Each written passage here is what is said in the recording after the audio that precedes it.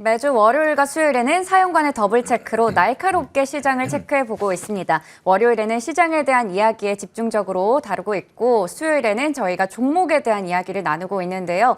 증권방송에서 나온 여러 추천주들 오늘도 날카롭게 한번 체크해보도록 하겠습니다. 교보증권 스마트영업부 사연관 차장과 함께합니다. 어서 오세요. 네, 안녕하세요. 네, 안녕하세요. 먼저 증권방송에서 언급됐던 종목 중에서 저희가 4개를 추려봤습니다. 화면으로 체크해 볼게요. 어떤 종목들이 나왔을까요? 자, 먼저 머니투데이 방송에서는 세진중공업, 해상풍력발전 설비 계약이 기대된다라며 추천했었고요. 또 기산텔레콤, 요즘에 UAM 관련주들이 계속해서 시장에서 주목받고 있습니다. 또 H증권방송에서는 피부 미용 의료기기 전문기업인 비오를, 그리고 M증권방송에서는 골프용 거리 측정기 생산업체인 VC를 추천했습니다. 자, 먼저 세진중공업부터 볼 텐데요. 자, 이 종목 사실 월요일에 저희 사연관 차장님께서 네. 현대미포조선을 추천해 주셨었는데 네. 이 현대미포조선에 납품을 하고 있는 회사가 또 세진중공업입니다. 네. 이 세진중공업도 좀 실적에 대한 기대감 있는 종목인데 어떻게 보세요? 일단은 가장 실적이 좀 빠르게 네. 개선이 될 수 있는 현대미포조선과 거래를 하고 있다는 부분도 긍정적일 것 같아요. 통상 보면은 조선기자재와 그리고 조선주가 있잖아요. 그런데 이제 호황기에 올라갈 때 보게 되면은 조선기자재 수익률들이 일반적으로는 일단 더 조선주보다 높게 나타나는 것으로 그렇게 평가가 됐기 때문에 지금 현재 수주 상황 굉장히 좋고 조선주가 다시 한번 움직일 때가 되었다라는 얘기가 시장에서 많이 나오고 있어요. 그런 만큼 조선 기자재에 대해서도 관심을 가져야 된다라는 게 포인트가 될 것 같고요. 일단 대주주 지분율이 굉장히 마음에 들어요. 거의 60%에 달하는 대주주 지분율을 가지고 있는 그런 기업이고요. 선박 조선 기자재를 제조하는 걸 주로 하고 있습니다. 그중에서도 선원들이 이제 일을 하는 공간이 있고 쉬는 공간들이 있어요. 쉬는 공간에 조금 더 초점을 맞춘 기업이라고 생각하시면 될 것 같고요.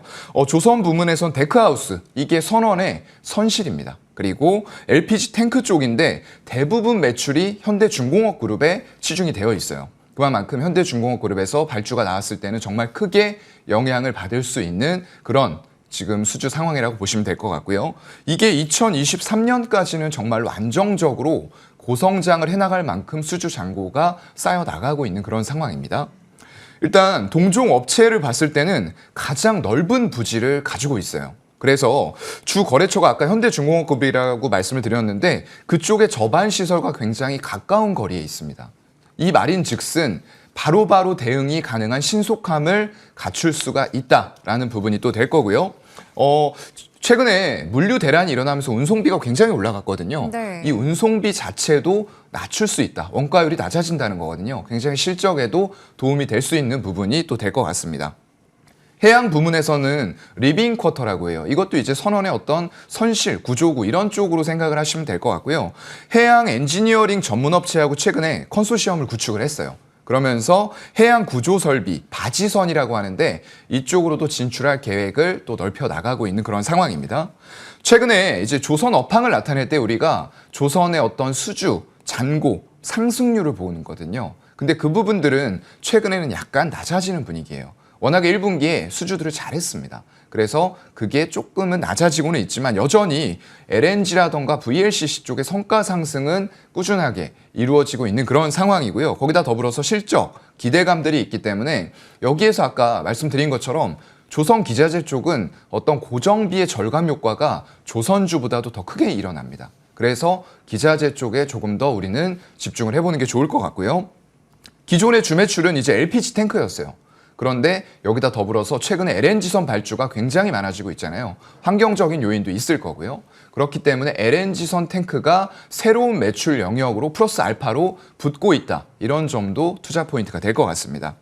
거기다가 아까 이제 그 자막으로 나왔었죠. 신사업 쪽에서 풍력 발전 설비 쪽의 어떤 구조물이라던가 이런 쪽까지도 진출을 하면서 기존에 해오던 선박 쪽은 약간 밸류를 높게 받지는 못하는 영역이었어요. 네. 그런데 그런 부분에서 밸류를 높여줄 수 있는 친환경 에너지 이런 쪽들도 같이 붙이고 있다라는 부분들. 왜냐하면 이게 초대형 조선 해양 기계 쪽에서 어떤 기술력을 확보를 하고 있기 때문에 이런 부분들을 그런 어떤 풍력 쪽의 구조물 쪽으로 넓혀가기에 적절하다라고 판단을 하고 있는 것 같습니다. 거기다가 1승이라던가 동방성기 같은 조선기자재, 자회사들을 보유하고 있기 때문에 조선기자재 쪽으로는 정말로 좀 특화가 되어 있는 기업이다라고 보입니다. 네, 세진중공업 사연관의 더블체크 첫 번째 종목으로 알아봤습니다. 의견이 일치했습니다. 이 종목 큰 폭의 성장성, 실적 개선이 기대되는 종목이다라고 얘기를 해주셨습니다. 자, 그럼 두 번째로는 이 종목 한번 더블체크해 볼 텐데요. 기산텔레콤 보겠습니다. 2025년까지 UAM을 상용화하겠다라는 얘기가 나오면서 정말 이 정책 모멘텀 제대로 받아가는 종목이고요. 정말 많은 관심을 받고 있는 만큼 또 주가도 많이 올랐었는데 맞아요. 이 종목 좀 어떻게 보고 계신가요? 글쎄요. 일단은 지금 110개 과제, 세부 과제가 나오면서 네. 정부 정책의 수혜를 받을 수 있다라는 부분들은 분명할 것 같아요. 그런데 모든 기업들이 전부 다 수혜를 받을 수 있느냐라고 따져보면은 그건 아닐 거예요. 이 기업에 일단은 어떤 그 자회사가 있는데요. 모피언스라고 있습니다. 지분율도 꽤 높아요. 82%에 달하는 지분을 가지고 있기 때문에 만약에 정책 수혜를 받아서 모피언스라는 기업이 정말로 실적이 크게 점핑하는 경우가 생긴다고 하면은 이런 부분에 있어서 연결, 재무제표 실적으로 반영이 잘 될 거라고 보고 있어요. 근데 일단은 기산텔레콤 자체가 하는 본업이 이동통신 중계기 그리고 와이파이 AP 이런 쪽인데 최근 들어서는 오히려 방산 쪽의 매출이 증가하는 모습들을 보여주고 있고 이런 본업은 좀 매출이 감소하는 매출 비중 자체가 좀 떨어지고 있는 거죠. 이런 부분들을 보여주고 있기 때문에 자회사가 잘 되는 부분 외에도 일단 저는 본업을 잘 해야지만 거기다 더불어서 밸류를 높일 수가 있다라고 생각을 하거든요.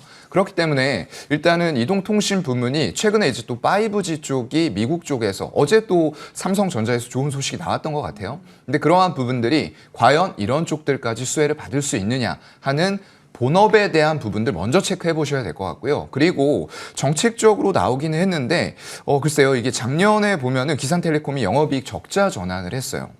일단 매출액이 감소한 부분들도 조금 우호적이지는 않은 것 같고요. 거기다 더불어서 아까 말씀드렸던 통신, 항공장비 이런 것들이 본업인데 여기에서 반도체, 수급 이슈가 워낙에 컸기 때문에 이런 부분에서 원자재 가격이 상승하면서 상당히 실적에 타격을 주었던 것으로 보입니다.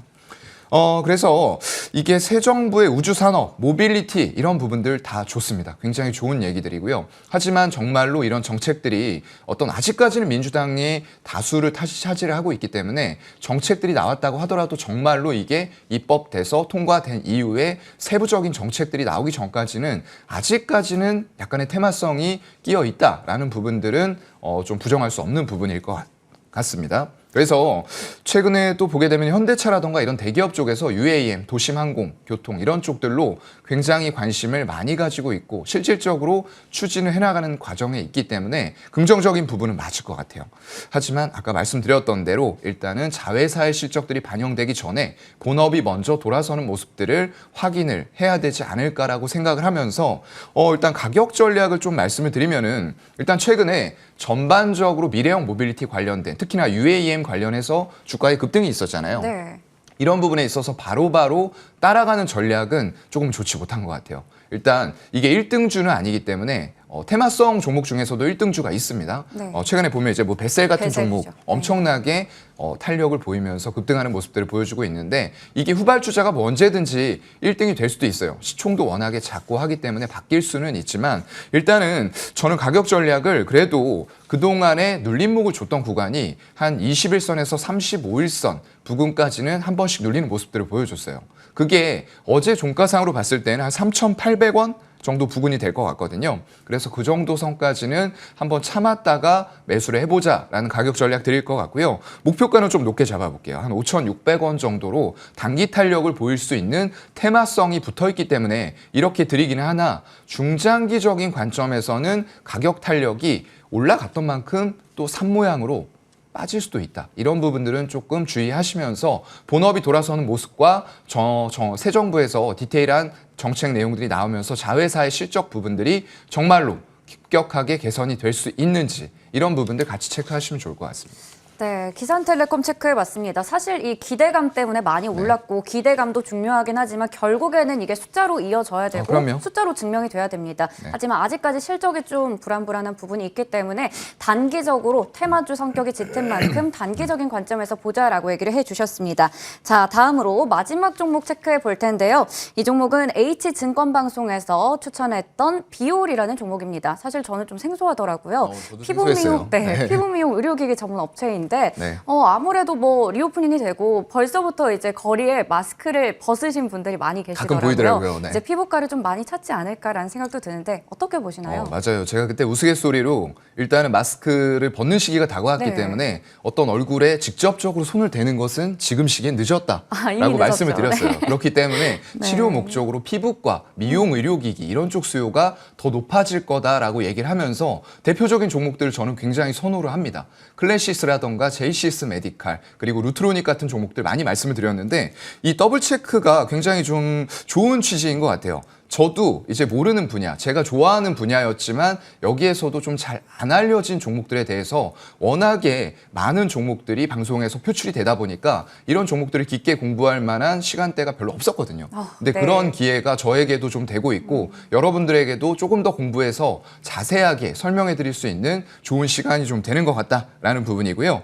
일단 비올 같은 경우에는 제가 이제 키워드를 코로나, 마스크, 악, 내 피부라고 좀 적었었어요. 네. 일단 마스크를 바로 벗어야 되기 때문에 그동안에는 보이지 않고 정말로 트러블이 많았던 피부가 그대로 노출될 수밖에 없어서 아직도 마스크를 쓰고 있다라는 사람들도 있어요, 솔직히. 맞습니다. 네, 못 벗겠는 거죠. 예전에 내 얼굴을 거울을 보려니까 안 되는 거죠.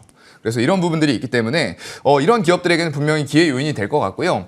2010년도에 스칼렛이라는 피부 미용 치료기를 일단은 출시를 하면서 등장을 한 기업이고 2014년도에는 이 제품을 보완해서 스칼렛 S라는 제품을 또 출시를 했었습니다. 거기다가 20년도에 이제 정점을 찍는 제품인데요. 이게 RF 고주파입니다. 수술 미용 의료기기 실펌 X라는 제품을 출시를 했어요.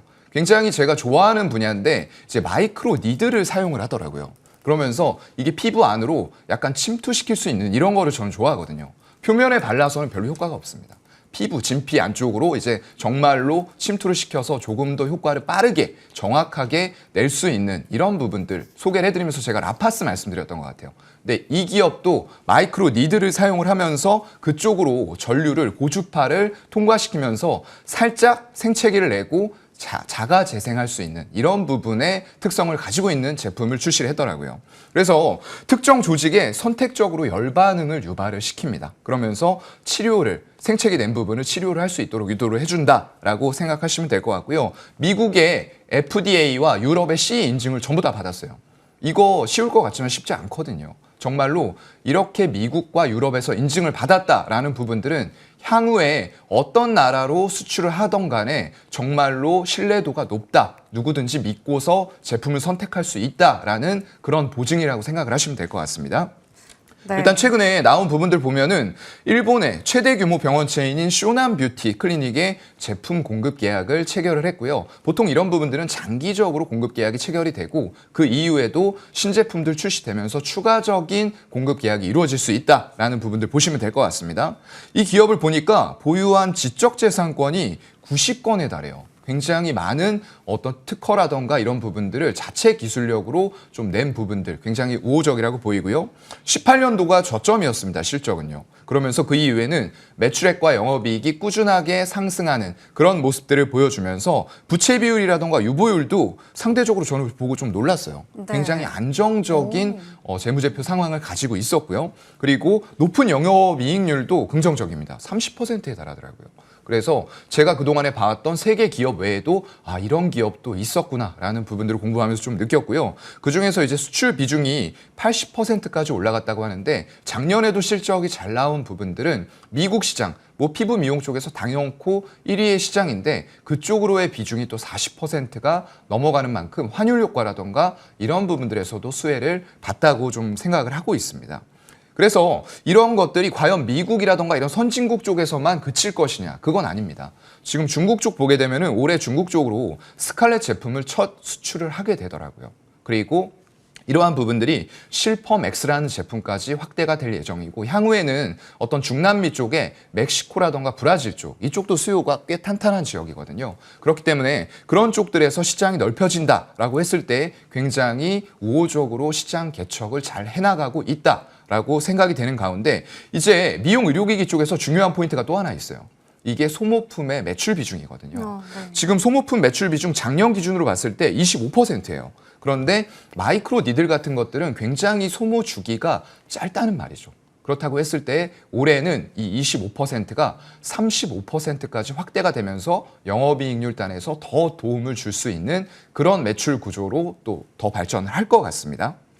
네, 비올에 대해서 체크해봤는데 워낙에 또 사연관 차장님 꿀피부시잖아요. 제가요? 지금 네. 많은 분들이 너무 공부를 열심히 해오시니까 네. 회원권을 등록해야 될 것 같다고 얘기를 하시네요. 그 유료이기 저도- 때문에 저는 불법입니다. 안 됩니다. 네, 알겠습니다. 안타깝지만. 네. 네, 그래서 비올은 혹시 가격 전략 어떻게 세워보면 좋을까요? 네, 일단은 저는 매수는 약간 좀 아래쪽에서 하던가 아니면 오히려 저런 월봉 저항대를 돌파하는 지점에서 매수하는 걸 선호하거든요. 그래서 오히려 조정을 약간 받는다라고 했을 때는 2,400원 부근이 될 것 같고요. 오히려 나는 돌파하는 모습 보고 신고가 영역으로 접근하겠어라고 하시는 분들은 2,700원에 거래량 실리면서 확실한 돌파가 이루어질 때 하는 게 더 좋을 것 같다고 말씀을 드리고 싶고요.